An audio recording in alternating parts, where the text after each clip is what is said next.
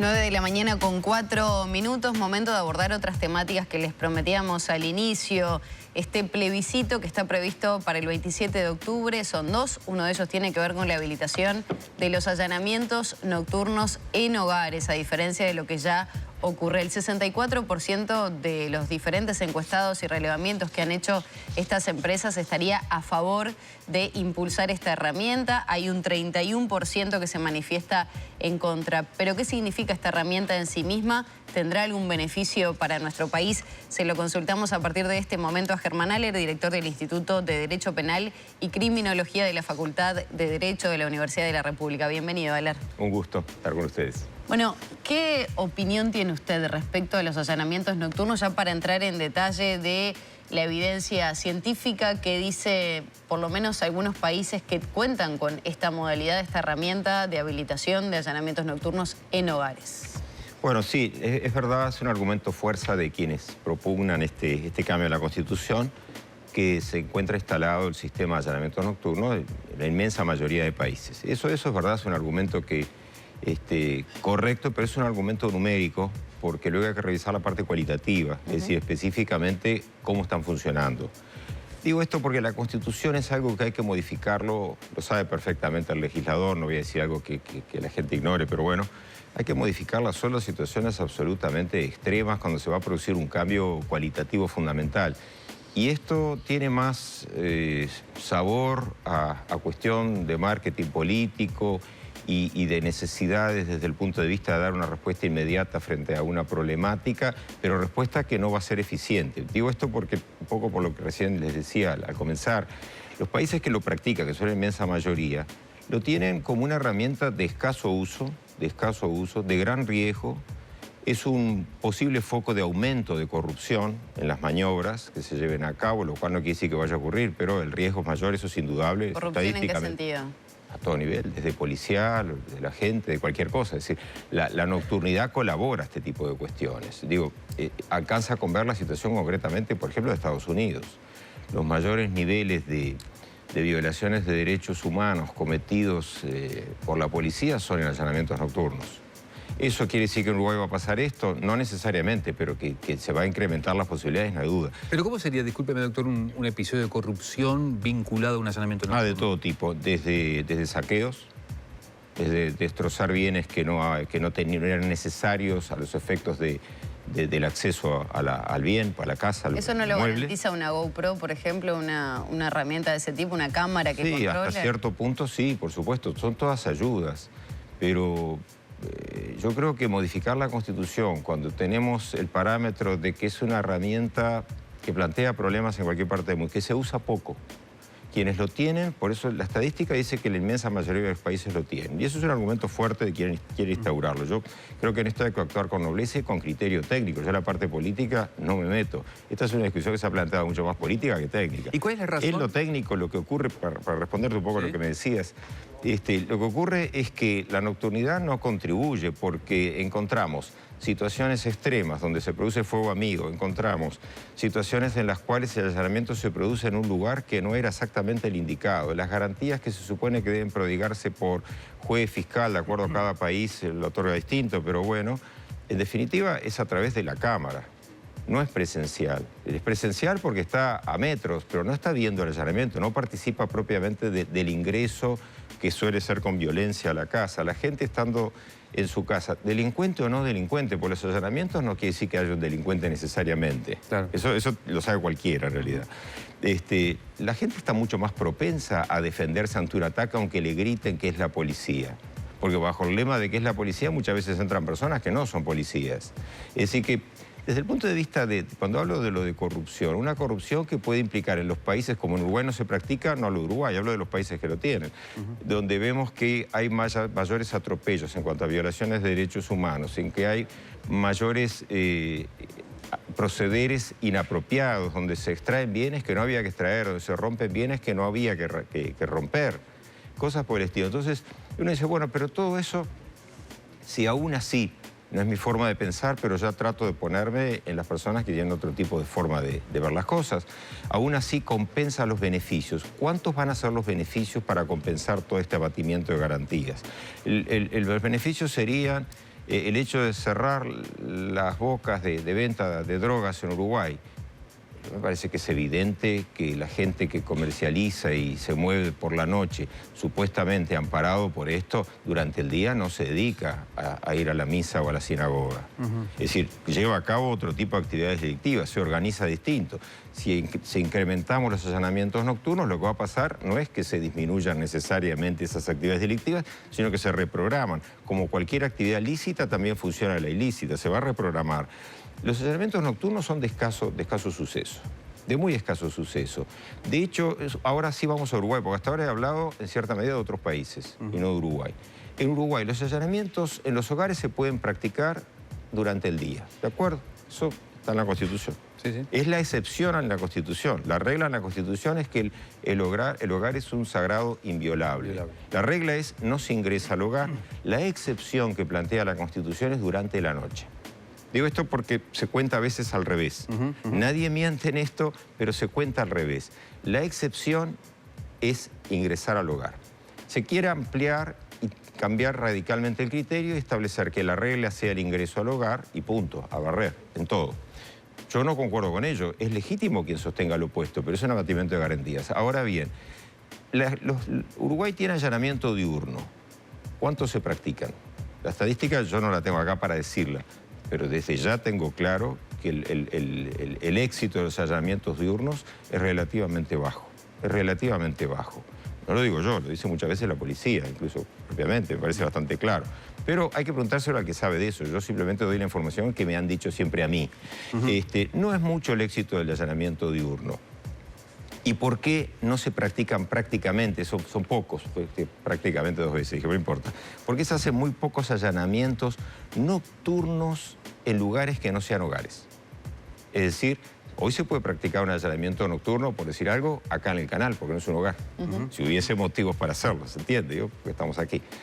¿Y por qué en general se espera a la luz del alba? ¿Por qué se espera a que amanezca? Por todo lo que dije antes. Por los riesgos físicos, los riesgos para el policía, la falta de insumos apropiados, no solo en Uruguay, en muchos países, porque la visión nocturna en realidad es una visión en blanco y verde, blanco y negro por decir de alguna manera, es decir, se ve mal, a veces no se distingue exactamente quién es quién, da muchos problemas. Es decir, el allanamiento nocturno en los países que lo tienen permitido se practica poco y con escaso éxito. También se parte de la base de que en el allanamiento se van a detener personas. Y eso es algo que está en el cúmulo de la gente, pero técnicamente no es del todo correcto. Seguramente, sí. perdóname, Maggie, porque... En muchos allanamientos se van a buscar cosas, objetos, y no necesariamente personas. Sí, ayer el ministro del Interior justamente publicaba en su cuenta de X cómo se estaba preparando la policía justamente para los trabajos nocturnos, de alguna manera respondiendo a ese cuestionamiento que se hace en torno a si está o no preparada la policía. Pero yo le quería preguntar, Aler, ¿cuál es la razón por la cual comparando, o tomando en cuenta el derecho comparado, por qué en Uruguay, o por qué Uruguay es de los pocos países donde no se aplica el allanamiento nocturno? ¿Cuál es la razón por la cual no estamos dentro de la mayoría de los países, digamos? Es muy buena la pregunta y el tema en sí. Es porque Uruguay ha sido de los pocos países en el mundo en tener claro que al hogar hay que manejarlo con un especial cuidado. Los demás países en general, vamos a por las cosas como son, vamos a hacerlo más fácil. No hablo de Canadá y Estados Unidos porque tienen otra cultura, otro idioma, yo que sé, hay un montón de cosas que nos separan, otras que nos unen. De México hasta Tierra del Fuego, Costa Rica y Uruguay tienen históricamente las democracias más sólidas. No la tienen los otros países. Y los datos históricos, pese a la gran pausa que tuvimos de junio del 73 a marzo del 85, pero Uruguay ha sido una de larga tradición con esporádicos golpes de Estado, Santos, Terra, La Torre, etc. Pero la verdad es que Uruguay es un país de gran tradición democrática. Entonces, cuando se dice Uruguay excepcionalmente no tiene el allanamiento nocturno, y yo me permito responder, efectivamente, así como Uruguay excepcionalmente tiene alguna dictadura. Hay una gran diferencia en la construcción del Estado de Derecho. Nosotros, es verdad que tenemos que aprender muchas cosas de otros países. Es decir, no somos ni el centro del universo, ni el mejor país del mundo. Somos un país que tiene cosas maravillosas y tiene sus defectos y mezquindades. Pero este es un punto fuerte, el Estado de Derecho. Uruguay tiene un gran producto, el mejor producto que tiene Uruguay, es mi leal entender, es el Estado de Derecho. El allanamiento nocturno no acabaría con el Estado de Derecho. No puedo decir eso porque no sería atinado de mi parte, pero sí queda claro que es otro golpe más. Y vamos sucediendo golpe tras golpe, imitando lo que otros países hacen y, a criterio por lo menos mío, del discente, equivocadamente. No necesariamente tenemos por qué partir de la base de que el allanamiento nocturno va a significar una suerte de caída estrepitosa en la cantidad de expendios de droga, porque no es así, porque la droga se vende porque hay gente que la compra. Y la gente que la compra la va a comprar de noche porque tiene más posibilidades hoy día, puede ser, eso lo dirán los policías, no me toca a mí decirlo. Si cambiamos el horario, solo va a cambiar el horario. No va a cambiar estrictamente, se venderá en otros lugares, se venderá arriba de un árbol o abajo de un árbol.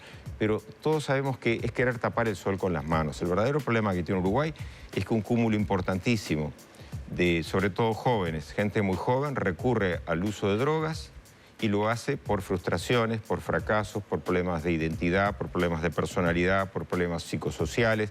Y lo económico lo dejo casi que al final, porque también se produce en los sectores elevados de la sociedad. ¿Y una adaptación de esta ley en particular que dijera que si se comprobara que ahí no es un hogar, sino que funciona como una suerte de boca, que pasaría a ser, entre comillas, un comercio ilegal, ¿podría reestructurarse de esa manera? Y allí, ¿cuál es su posición? Porque también estuvo la posibilidad de señalarlo de esa manera y no tener que llamar a una reforma constitucional en sí misma, ¿no? Sin duda sería mejor por la vía de lo legal, porque de hecho si se modifica la Constitución, igual van a tener que sacar, no porque sea obligatorio, sino porque es necesario, una ley que oriente a los operadores del sistema de cómo llevar a cabo los allanamientos, tal como tenemos para el allanamiento diurno. ¿Podría ser más garantista esa opción? Podría ser mejor o menos malo.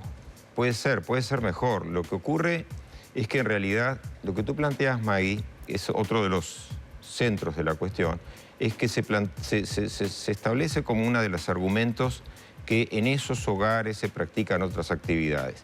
Y paradójicamente, permanentemente vemos en mucha gente, no todo el mundo, pero mucha gente, que se habla de que en realidad no son hogares. Si no son hogares ya se pueden allanar. Y mi pregunta es lógica, ¿por qué entonces no los allanan? Si se sabe que no es hogar. Si un lugar está maquillado como hogar, pero no es hogar, se puede allanar.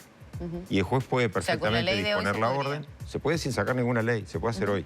Bien. El gran problema que hemos enfrentado en Uruguay es la definición de hogar, pero no por la palabra lo que quiere decir hogar, eso es sencillo, sino porque nosotros es verdad que acá seguimos cargando una mochila muy pesada de lo que pasó en la dictadura. En la dictadura se ingresaba al hogar a cualquier hora, de día, de noche, y se hacía lo que quería. Al volver a la democracia nos afirmamos todos en la idea de que ese que fue uno de los emblemas de la dictadura, en los momentos más álgidos de entrar tirando todo a cualquier hora de madrugada, eso no se iba a poder hacer. Y entonces empezó a aparecer una interpretación no solo muy estricta, sino hasta timorata o temerosa respecto de qué es hogar y qué no es hogar desde el punto de vista práctico. Ahora, eso no lo tiene que resolver la Constitución. Es un problema de formación de los operadores, de garantías, de la operatividad policial, de lo que deciden los jueces y lo que piden los fiscales. Ahora, usted recién planteaba una situación puntual respecto a lo que podría suceder en una eventual aprobación de este plebiscito, ingresando la policía, generando, no sé, roturas, saqueos, lo que fuere. Le planteo la opción inversa, situación y un caso real que ocurrió, como por ejemplo el triple homicida de La Floresta. Se tenía identificado, él encendió su teléfono en un horario nocturno, la policía sabía dónde estaba, pero no podía ingresar a detenerlo porque hay una ley que ampara que durante la noche no se puede ingresar a un hogar. Ahí esa persona podría haber fugado, ¿hay alguna prueba de la cual pueda deshacerse? ¿No sería, pensándolo desde ese lugar, una herramienta útil para la policía, por ejemplo, para detener a un triple homicida? Y puede ver, como todo en la vida, porque yo no veo las cosas estas en blanco y negro. Cuando uno está en contra de esta modificación es porque parece más una cuestión de marketing político que técnica. La discusión técnica es muy bienvenida. Y eventualmente uno hasta puede convencerse y cambiar de opinión, pero no con el parámetro que tenemos. Parece que está claro que técnicamente no. El caso que tú planteas es un caso interesante porque, primer punto, si estaba cercado no se podía ir. Estando dentro o fuera de la casa, si estaba cercado no se podía ir. Eso es una obviedad. Lo de destrucción de pruebas lo puede hacer de noche, lo puede hacer de día. Muchas veces, hablando de otros países, en el allanamiento nocturno se demora muchas horas porque no llega la orden. Claro, pero no significa tener apostado ahí a determinada cantidad de efectivos que podrían estar realizando otro tipo de tareas de prevención, por ejemplo. Eso puede pasar en cualquier tipo de actividad, también en la espera de una persona que se supone que va a llegar a ese hogar y todavía no ha llegado y también la están esperando. Es decir, esos insumos prácticos todos pueden pasar, pero creo que eso no justifica la modificación de la Constitución.